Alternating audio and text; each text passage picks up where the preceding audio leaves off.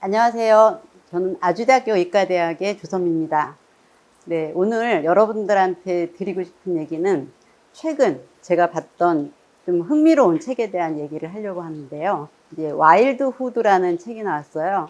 근데 이 와일드 후드라는 단어 자체는 뭐 청소년기, 사춘기, 그래서 아동기에서 성인기로 넘어가는 그 사이에 와일드해지는 거죠. 근데 이제 모든 동물이 이 시기를 겪는데 초파리도 겪고 200년 사는 상어도 겪는다고 합니다. 근데 이제 200년 사는 상어는 사춘기가 50년이라고 해요. 인간이나 짐승이나 이제 비슷하게 그 시기를 넘어간다. 이제 이런 것들을 여러 종류의 이제 동물을 인용해서 이제 얘기를 하는데요. 자, 연어는 좀 특별한 과정을 거쳐서 성장을 하는 거를 많은 분들이 아실 텐데, 연어는 처음에 강에서 처음에 이제 아래서 깨어납니다. 그래서 애기 연어가 되죠. 애기 연어가 강을 따라서 쭉 내려왔다가 강을 거슬러 올라가야지 비로소 이제 번식을 할 수 있는 이제 성체, 다 성숙한 이제 개체가 되는데, 여기서 100마리가 출발하면 갔다 오는 게 5마리라고 해요. 자, 그러니까 이제 엄청난 경쟁, 뭐 모험, 뭐 이제 위험, 이제 이런 것들을 거치고 나야 비로소 그 중에 이제 일부가 어른이 된다는 건데, 이제 이 연어를 갖고 실험을 했습니다. 이제 어떤 연어들이 오래 살아남나. 근데 이제 연구자들이 좀 잔인한 실험을 했어요. 생선 중에 이제 또 대구가 있는데, 대구는 입이 되게 큽니다.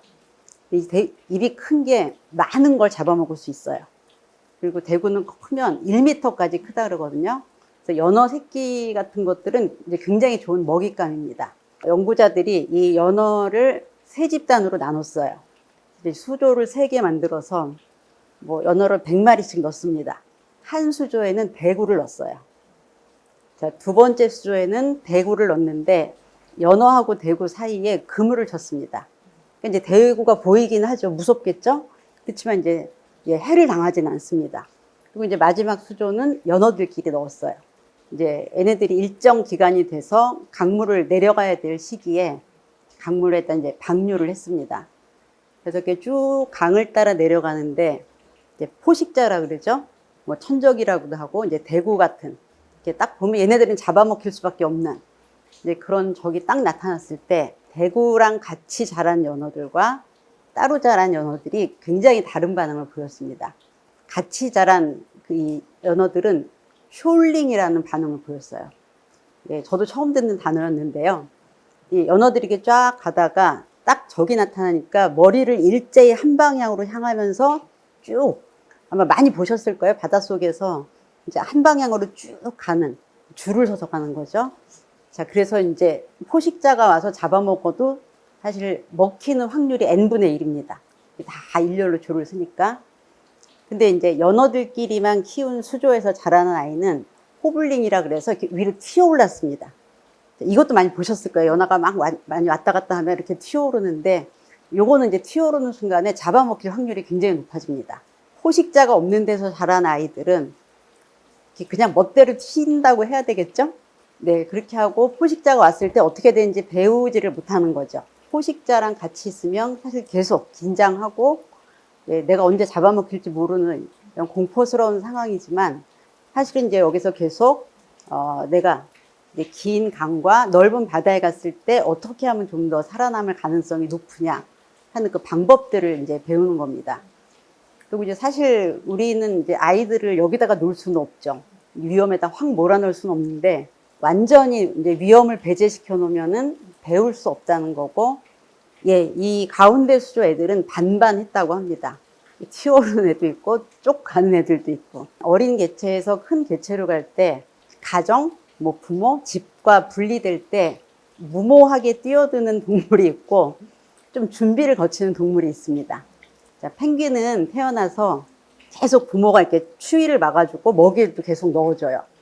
그래서 태어난 데서 90m 이상을 벗어나 본 적이 없다고 합니다.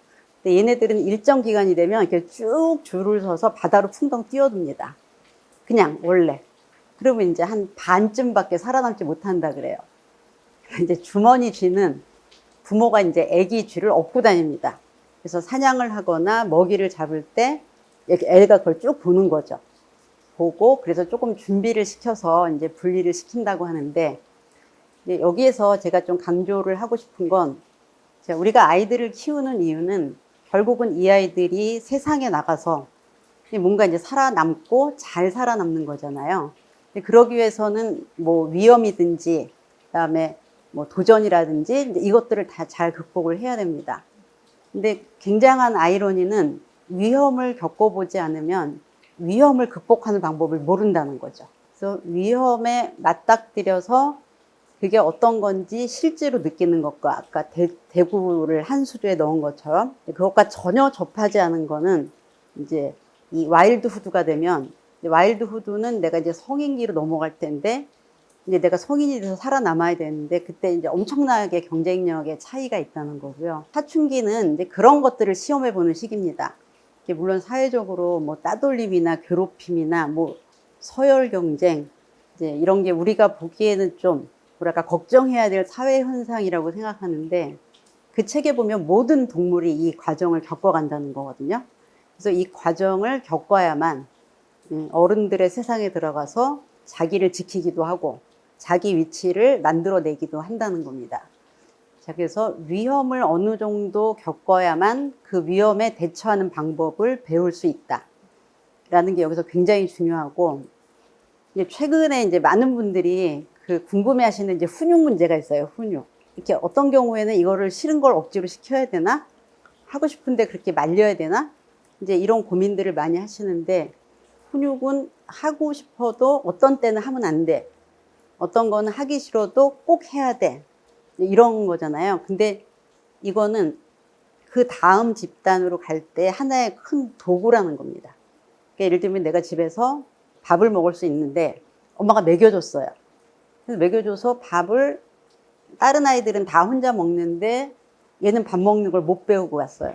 그리고 이제 유치원을 가면 점심시간에 애들은 다 자기가 먹는데 얘는 못 먹잖아요. 그러면 밥을 혼자 먹을 수 있다는 능력을 못 갖춘 채로 유치원에 가는 셈이 되거든요. 그다음에 이제 학교에 갈 때도 마찬가지입니다. 학교에서 급식을 먹으려면 이제 줄을 서서 받아야 되고, 뭐, 그다음에 이제 앞뒤가 가까워도 밀거나 밀리지 않고, 뭐 이거 이제 굉장히 몸으로 배우는 거잖아요. 근데 이제 항상 얘를 위한 밥상을, 뭐 얘를 중심으로 하면은 이제 줄 서서 급식을 받는데 필요한 기술을 얘는 못 배운 겁니다. 근데 이제 이때 제일 문제는 아이가 제일 힘들다는 거예요. 그래서 부모님들이 그 나이에 맞는 기술들을 가르치지 않은 채 세상에 내보냈을 때, 사실은 얘가 나랑 있을 때는 굉장히 행복하고 즐거워 보이지만 그 상태로 세상에 나갔을 때 제일 괴로운 거는 아이다. 그래서 내가 아이가 편하고 행복한 세상을 살게끔 하려면 준비를 많이 시키고 내보내야 된다는 거죠. 왜 등산을 할 때 계절에 따라서 준비할 게 되게 다르잖아요. 근데 이제 겨울산을 보내면서 여름 복장으로 보내면 안 되고, 뭐 여름에 가는데 뭐 두꺼운 거 입히면 힘들잖아요. 그래서 필요한 도구, 필요한 기술을 가르쳐서 내보내는 기본이 훈육이다.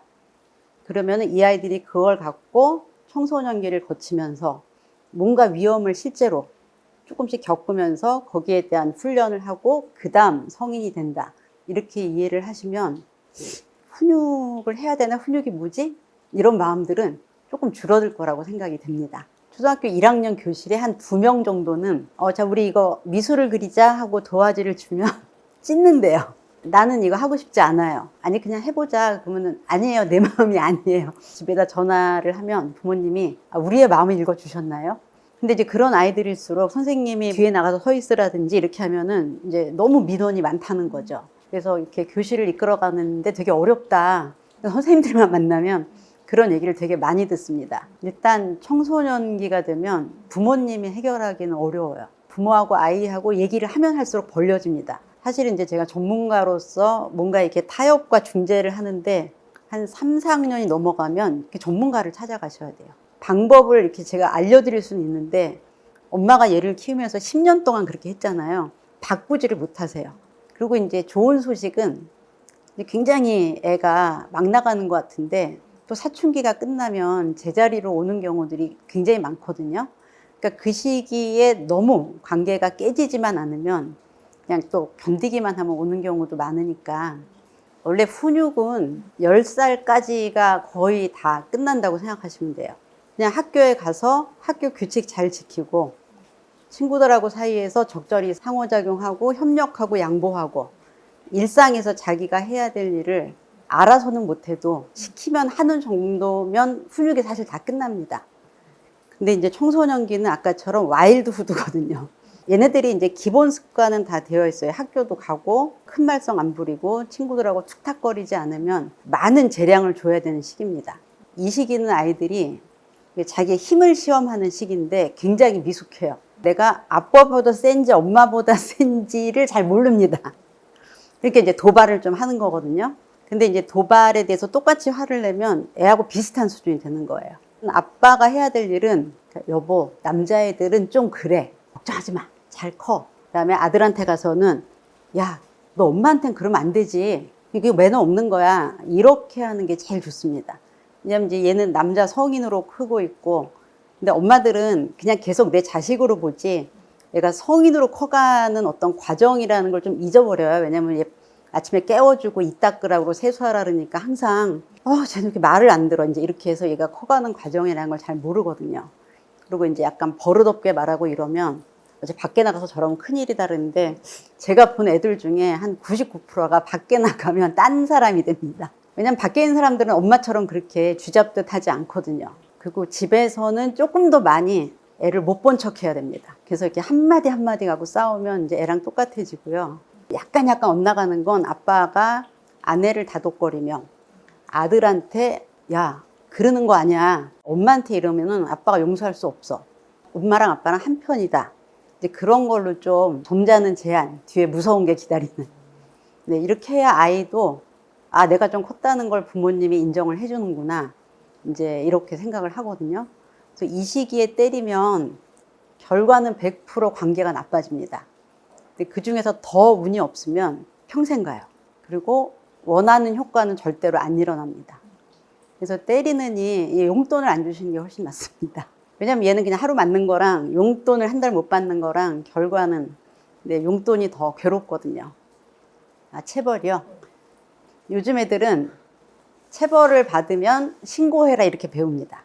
그러니까 이제 체벌을 우리 때 다 맞았는데 했다가 옛날하고 아주 다른 상황에 맞닥뜨릴 수 있어요. 제가 중학생 한 명, 고등학생 한 명, 초등학생도 이제 나 이러면 신고할 거야 이런 애를 봤거든요. 그래서 이제 체벌을 했다가 굉장히 충격받으시는 경우가 있으니까 그러니까 체벌이 제가 생각할 때는 이제 저도 학교에서 많이 당했는데 다 같이 당하는 건 그냥 좀 뭐 맞았어 뭐 이러잖아요. 근데 이제 이게 부모한테 맞는 경우는 굉장히 상황이 다르다는 거죠. 이를테면 부모님이 그냥 너 오늘 뭐 이거 안 했으니까 세대 맞아 딱딱딱 이런 경우는 별로 없어요. 학교는 그렇지만 뭐 하라 그랬지 왜 안 해? 뭐 이럴 거야 이렇게 하다가 결국은 이제 감정을 못 이겨서 때리거든요. 근데 이렇게 되면 이제 분노라는 감정이 굉장히 많이 실리는데 이럴 때 애는 이게 공포를 느낍니다. 학교에서 선생님이 손바닥 때리는 거하고 굉장히 다르게 느끼고 다 때리고 기분이 가라앉으면 사랑에 매야 하는데 그 절대 사랑 아니죠. 때리는 순간은 분노의 매질입니다.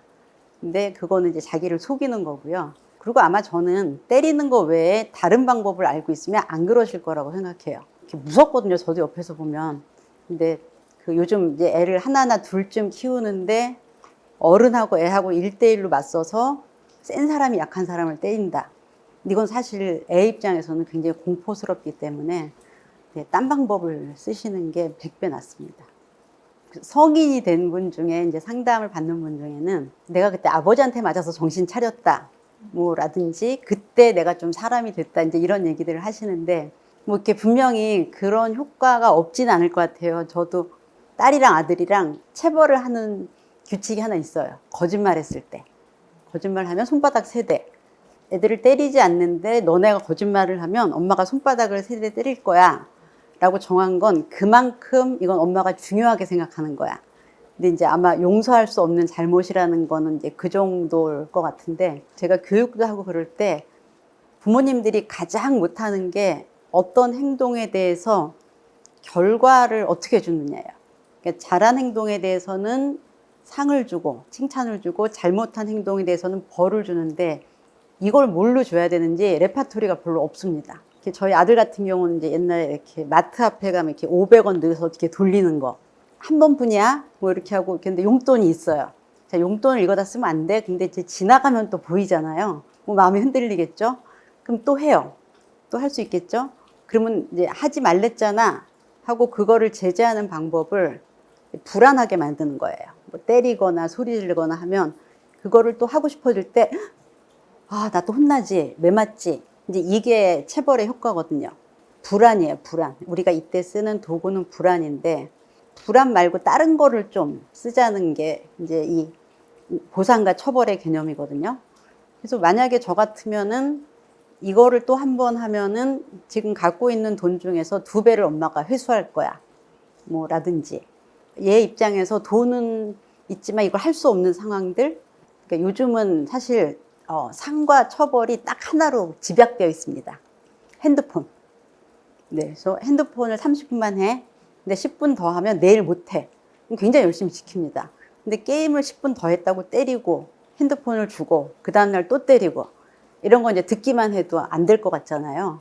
근데 이제 많은 분들이 주고 왜 더 했어? 뭐 소리 지르고 뭐 내놔 한 다음에 그 다음 단계는 이 비싼 걸 깨고 뭐 옛날에 이렇게 이 폴더폰 많이 부러뜨렸습니다. 그때 장사가 잘 됐다고 하던데 그냥 이거를 하루 동안 이렇게 못하게 하시면 돼요. 그냥 자, 우리가 규칙을 이렇게 정했지? 줘. 근데 처음에 이렇게 규칙을 정하고 엄마가 딱딱 거기에 맞춰서 하면 애들도 반발을 안 해요. 근데 자, 하면 안 돼. 하고 이제 애를 줍니다. 그러면 이제 좀 더 해요. 그러면 하면 안 된다 그랬잖아. 너 또 하면 진짜 혼나? 이렇게 하고 또 한 번 봐줍니다. 그럼 이제 그 다음에 어떻게 하냐면 내놔. 다시는 못 해. 하고 뺏으면 이때 아이들은 진짜 뺏기면 가만히 있을 수가 없어요. 왜냐하면 요즘 핸드폰은 공기나 물 같은 거거든요. 아, 내가 이거를 조심하면 이만큼을 쓸 수 있구나. 뭐 이제 이런 예측이 돼야 되는데 참다가 갑자기 그걸 뺏으면 이제 그때 격하게 부딪혀요. 사춘기 애들이 부모하고 제일 격하게 부딪힐 때가 너 절대 안 돼. 당장 하지 마. 근데 이거는 거의 백발백중 부딪힘으로 가거든요. 그래서 저는 추천하는 게 오늘 30분이야. 30분에 딱 끝내면 내일은 10분 더하게 해줄게. 근데 30분을 못 지키면 내일은 못 해. 이 정도의 처벌이 제일 합리적이라고 생각이 돼요. 그래서 어려서부터 그런 식으로 하시면 사실 청소년기가 돼도 어느 정도 이게 알았어 뭐 요 정도로 되거든요. 이제 청소년이 되면 이제 그냥 매는 아니고 뭐 야구 배트나 강목을 쓰신다는 얘기를 며칠 전에 들었습니다. 그래서 안 그러실 거라고 생각합니다. 육아를 이런 방법으로 하는 게 좋다, 저런 방법으로 하는 게 좋다라는 원칙이 있진 않아요. 저는 그냥 병원에 오는 아이들을 보고 얘가 어떤 정신병리의 문제인지 환경의 문제인지 육아의 문제인지를 판단하고 이제 거기에 맞게 이제 방법을 제시하는 사람인데 원래 육아는 이론이 없어요. 그게 있을 수가 없지 않나요? 그냥 어떤 문화와 상식과 뭐 본능, 직관, 요즘 같으면 뭐 공부, 강의, 임상을 하면서 한 10년 정도까지는 제가 알던 이론은 딱 하나였어요. 애정과 훈육이 같이 있어야 된다. 그래서 제일 잘 크는 애들은 애정도 많고 훈육도 많아야 된다. 그런 집 애들이 제일 잘 큰다. 뭐 이런 사사분면. 근데 이제 2000년대 전후로 만난 집들은 그 당시만 해도 체벌이 되게 많았습니다. 그래서 병원으로 오는 애들 중에는 너무 무섭고 너무 혼나갖고 이렇게 뭐 위축된 애나 그런 애들이 많았거든요. 그래서 제가 부모 교육할 때 좀 안 때리는 방법을 써보세요. 그랬는데 이제 어느 순간부터 이제 마음 읽기라는 새로운 바람이 불어오기 시작했습니다. 그래서 저는 다행이다 이제 안 때리는구나 이렇게 생각을 했는데 이제 마음 읽기라는 그 말이 그 외국의 그 가트만이라는 심리학자가 처음에 마음은 읽어주되 행동은 통제하라는 그 원칙이었어요. 근데 우리나라에 오면서 반이 뚝 잘렸습니다. 그러니까 이제 원래 사람의 마음은 감정, 행동, 생각 세 영역으로 되어 있거든요. 근데 이제 애들은 생각이 미숙하니까 이제 생각은 학교에 들어가서 이렇게 배우는 거고 이제 감정과 행동이 큰 두 축인데 이제 우리가 옛날에 혼낼 때는 뭐 애가 울어. 그럼 야 이게 울 일이야? 이렇게 해요. 그건 이제 감정을 무시하는 거거든요. 그러니까 이제 그러지 말라는 거였어요. 뭐 여기서 이걸 더 사줄 수는 없어. 근데 이걸 안 사주는 게 네가 울 일이야? 이게 이제 감정을 안 읽어주면서 애를 이제 통제하는 거니까 그냥 먹고 싶은 건 알겠는데 오늘은 안 돼. 원래가 이거거든요. 왠지는 모르겠는데 앞에만 잘려서 남았어요. 그러니까 이제 뒤에가 안 되는 겁니다. 그러니까 이제 마음을 읽고 행동을 통제 안 하니까 아이들은 내 마음이 이러면 그걸 다 된다고 생각합니다. 그리고 이제 마음을 수용하라는 거, 감정을 수용하라는 거거든요. 이제 애가 막 때를 쓰면 뭐 네 입장에서는 뗐을 수도 있지 뭐 요 정도인데 마음을 존중하라 그러면 이 존중은 결정을 존중하라는 것처럼 잘못 들려요. 감정을 존중해 버린다는 거죠. 그럼 그렇게 하고 싶어? 애 마음을 알아주라 했는데 해줘야 되나? 그러면서 이제 해주기 시작했습니다. 해주면 이제 아이들이 기분 좋아하죠. 그러니까 얘가 웃으니까 내가 잘하고 있는 것 같으니까 계속 아이가 기분 좋은 방향으로 엄마가 해주고 엄마 노릇을 잘하는구나. 한 유치원에 다니는 그 나이까지는 엄마랑 아이랑 사이도 되게 좋고 뭐 애도 크게 떼쓰지 않고 이제 평화롭게 흘러갑니다. 그래서 이제 제가 최근에 초등학교 선생님들 만났는데 초등학교 1학년 교실에 한 2명 정도는 자 우리 이거 미술을 그리자 하고 도화지를 주면 찢는데요. 나는 이거 하고 싶지 않아요. 뭐 그래서 아니 그냥 해보자 그러면은 아니에요 내 마음이 아니에요 하고 찢어서 이제 집에다 전화를 하면 부모님이 우리의 마음을 읽어주셨나요? 행동 통제가 안 되는 애들은 네 하고 또 이제 장난을 치는데 얘는 내 마음이 최고야 뭐 이런 식으로 해서 근데 이제 그런 아이들일수록 선생님이 뭔가 뭐 뒤에 나가서 서 있으라든지 이렇게 하면은 이제 너무 민원이 많다는 거죠. 그래서 이렇게 교실을 이끌어가는데 되게 어렵다. 선생님들만 만나면 그런 얘기를 되게 많이 듣습니다. 근데 이제 얘가 한 3학년쯤 되면 이제 이게 엄마한테 타겟이 가요. 그러니까 이제 3학년쯤 되면 애들이 크니까 내가 이렇게 하면 이제 뭐 같은 반 애들 선생님이 나를 좋아하지 않는구나. 같이 놀 수 없구나. 이런 것들 좀 알아요. 근데 밖에서는 되게 좋은 모습을 보여요. 근데 이제 좋은 모습을 보인다는 거는 참는 거잖아요. 이제 이렇게 하고 싶은데 따라가고. 그러니까 이제 그 스트레스를 갖고 집에 옵니다. 근데 얘가 여태까지 엄마한테 보고 배운 건 네 마음이 중요해. 그러면서 엄마가 모든 걸 다 달래줬거든요. 그러니까 이제 집에 딱 와갖고 기분 나쁘다고. 나 스트레스 받았어. 빨리 어떻게 좀 해봐.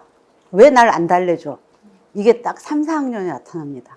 중학생이 되면 나 학교 가기 싫다고. 뭐 내 맘이야 이제 이렇게 하는 이 연속성상의 아이들이 이제 오기 시작했어요.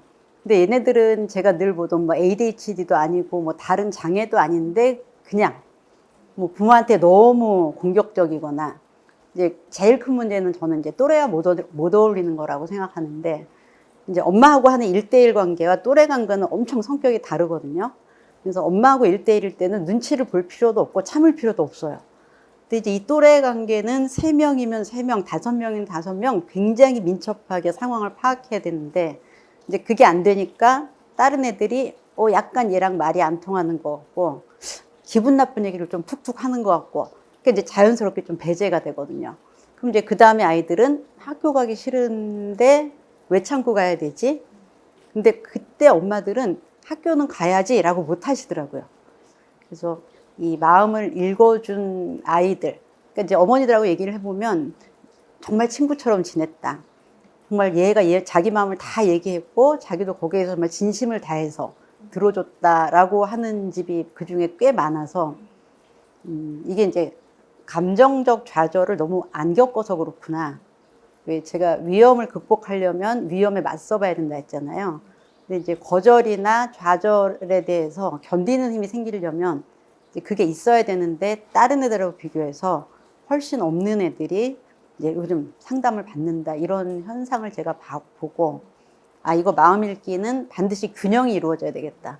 그래서 마음 읽는 건 괜찮은데 반드시 행동을 통제하시라고 말씀드리고 싶습니다.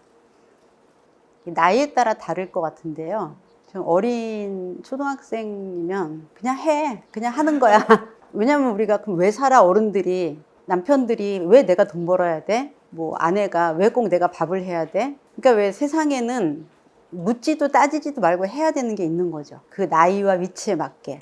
뭐 사장님은 왜 월급 많이 받고 난 조금 받아요? 뭐 이렇게 성립하지 않는 질문들이 있습니다. 근데 저는 이제 공부 왜 해야 돼도 마찬가지라고 생각해요. 얘가 공부에 대해서 철학적인 생각을 하는 건 아닐 거잖아요. 힘든데 왜 해? 이런 의미죠. 이제 힘든 건 알겠는데 그냥 네 나이에는 이게 그냥 해야 되는 거고 그냥 뭐가 힘들어? 이렇게 얘기를 해야죠. 왜 해야 되는 거야는 걔가 알고 싶은 게 아닙니다. 나 공부하는 거 힘들어. 너무 힘든데 참기 어려워. 이런 뜻이니까 공부에 포커스를 맞추시면 안 되고요. 제가 볼 때는 학원을 너무 많이 다니거나 학원 숙제가 너무 많거나 시험을 못 보면 부모가 너무 무섭게 야단을 치거나 그러니까 이 아이가 너무 괴로우니까 이 괴로움의 원인이 뭐지? 공부야. 근데 내가 왜 이것 때문에 이렇게까지 괴로워야 되지? 하는 그 질문이라는 걸 이해하는 게 그야말로 마음읽기라고 할 수 있습니다. 내용은 똑같은데 부류는 둘이에요. 하나는 아 그래 네가 정하기 싫으면 하지 말고 괜찮아 뭐 이런 굉장히 허용적인 이제 그런 범위에 속하는 분들이 있고 하나는 그렇게 하기 싫으면 하지 마. 돈 아까워. 너한테 더 이상 지원 안 할 거야. 이제 이 미성년이라는 나이는 어떤 것들을 했을 때 그 장기적인 결과가 자기한테 좋은지 안 좋은지 판단을 못 한다는 의미거든요. 그러니까 아이들은 자기를 위해서 뭐가 더 바람직한지 모른다는 거예요. 근데 그거를 네가 알아서 해야 하는 건 사실은 보호자 역할을 안 하는 겁니다. 그러니까 얘가 자기를 위한 적절한 성인에 가까운 판단을 못 내리는데 알아서 해는 책임을 놓는 거죠. 네 기분만 맞춰줄게. 나중에는 뭐 고생을 하거나 말거나 심하게 말하면 이제 이런 거죠. 뒤에 지원을 안 할 거야 라고 말씀하시는 분들은 대부분 좀 있다가 진짜 안 다닐 거야 이럽니다. 그러니까 약간의 협박이죠. 공부 안 할 거야고 이쪽은 굉장히 걱정되는 네, 그런 케이스입니다. 그 나이가 되면 아이들이 내가 올릴 수 있는 성적이 이 정도구나 하는 감이 와요. 한 중2가 넘어가면 뭐 우리 부모님은 분명히 뭐 3등급 이내를 원하는데 나 3등급 이내에 한 과목 이상 못 들 것 같아. 스스로에 대한 어떤 실망. 그다음에 이제 제일 무서운 게 기대에 어긋날 것 같은 괴로움. 그게 사실 가장 많습니다. 그래서 많은 분들이 얘가 주도적으로 공부에 대해서 뭔가를 생각하고 판단한다고 생각하지만 그렇지 않아요. 뭐 초등학교 때 막 잘했어. 오, 야, 넌 똑똑하다. 너는 스카이 가겠다.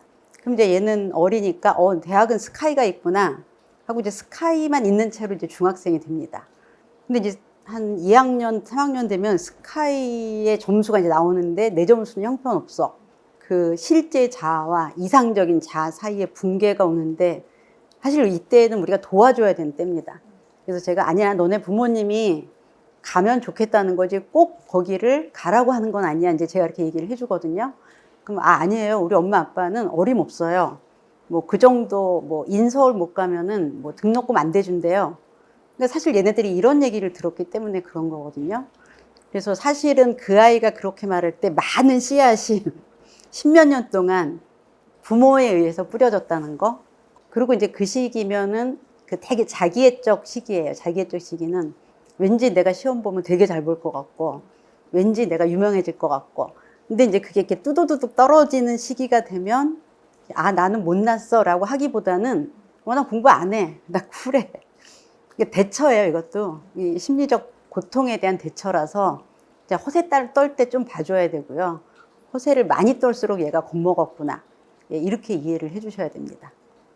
엄마들이 아들이 어떻게 크는지 정말 많이 모를 것 같아요. 저는 아들이 있긴 한데 뭐 제가 이 아이들을 쫓아다니면서 본 게 아니니까. 근데 이 서열에 대한 아주 본능이 있어서 이게 엄마들이 생각하는 것과 굉장히 다른 부분이 있어요. 그리고 서열, 그다음에 이 서열에서 오는 안전하지 못할 수 있음.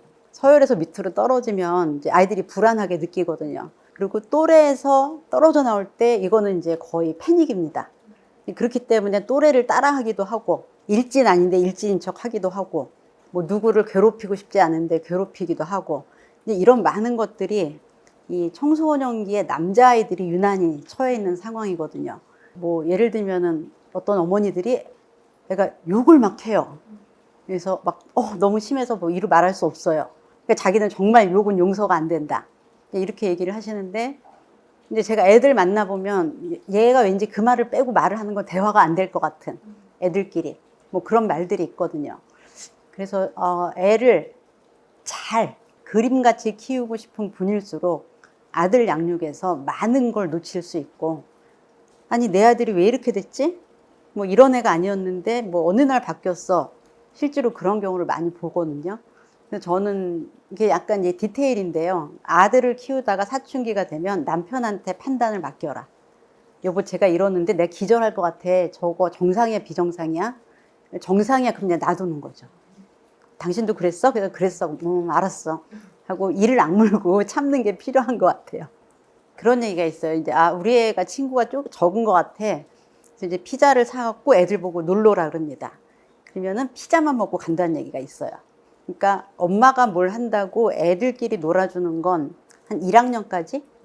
근데 이제 엄마들끼리 모이는 건 예를 들면은 이제 예전에는 놀이터에 가서 그냥 왜 랜덤하게 만났잖아요. 근데 요즘은 이제 밖에 잘 안 내보내니까 장을 만드는 겁니다. 그러니까 뭐, 여기서 놀자. 그러면 이제 이렇게 모아야 되니까. 그래서 뭐 일하는 엄마들은 이제 그 몸에 못 들어가니까 애가 못 놀 거야 이렇게 생각하는데 절대 그렇지 않고요. 그건 그거고 애들은 기본적으로 기관에 다니고 있거든요. 뭐 유치원이나 학교나 그 놀이로 다 충분해요.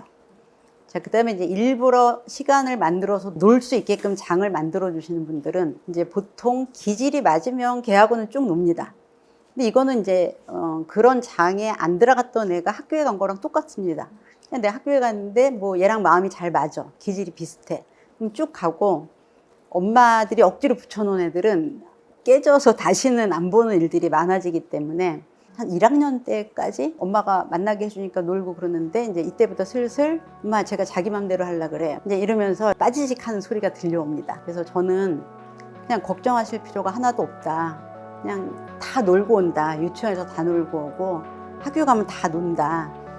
추가적으로 노는 건 그냥 자기가 나가서 그냥 자유롭게 노는 거지 부모의 관리하에서 노는 건 이제 끝났다고 생각을 해요.